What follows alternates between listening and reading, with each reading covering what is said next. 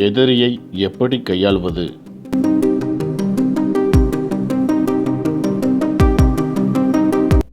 ஒரு கிராமத்தில் உழவர் ஒருவர் வசித்து வந்தார். அவர் தனது வீட்டில் ஆடுகள், கோழிகள் இவற்றை வளர்த்து வந்தார். அவருடைய வீட்டிற்கு பக்கத்தில் ஒரு வேட்டைக்காரர் வசித்து வந்தார். அவரிடம் 2 நாய்கள் இருந்தன. அந்த 2 வேட்டை நாய்களை வைத்து காட்டில் உள்ள விலங்குகளை வேட்டையாடி தன்னுடைய பிழைப்பை நடத்தி வந்தான் அந்த வேட்டைக்காரன்.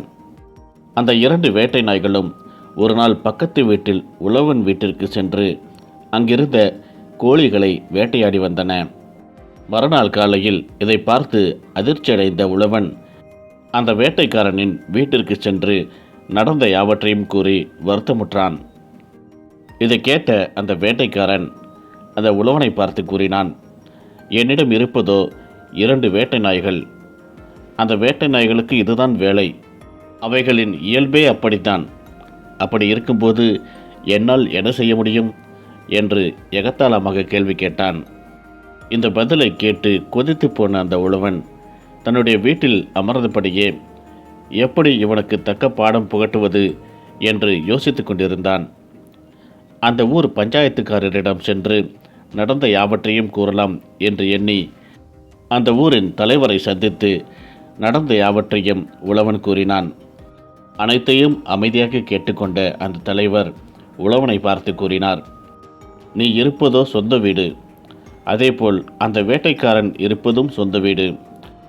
நீங்கள் இருவரும் காலம் முழுவதும் நண்பர்களாக இருக்க வேண்டுமா அல்லது பகைவர்களாக இருக்க வேண்டுமா என்பதை நீயே கூறு என்று தலைவர் கேட்டார்.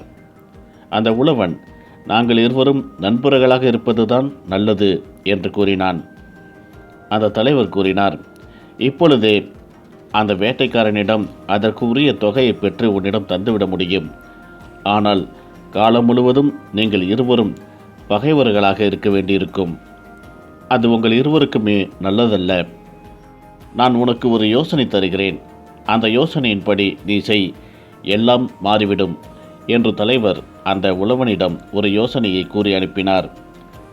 வீட்டிற்கு வந்த அந்த உழவன் தன்னுடைய 2 ஆட்டுக்குட்டிகளை எடுத்துக்கொண்டு அந்த வேட்டையனின் வீட்டிற்கு சென்று அவனின் குழந்தைகளுக்கு பரிசாக கொடுத்தான்.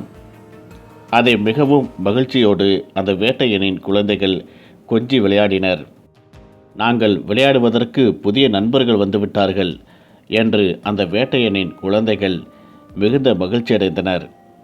இதை பார்த்து கொண்டிருந்த அந்த வேட்டையன் தன் குழந்தைகளின் நண்பர்களுக்கு எதுவும் ஆகிவிடக்கூடாது என்பதற்காக அந்த வேட்டை நாய்களை ஓரிடத்தில் சங்கிலியால் கட்டி போட்டான். வந்த வேலை முடிந்துவிட்டது என்று மனதிற்குள் கூறிக்கொண்டே உழவன் சந்தோஷமாக வீட்டிற்கு சென்றான்.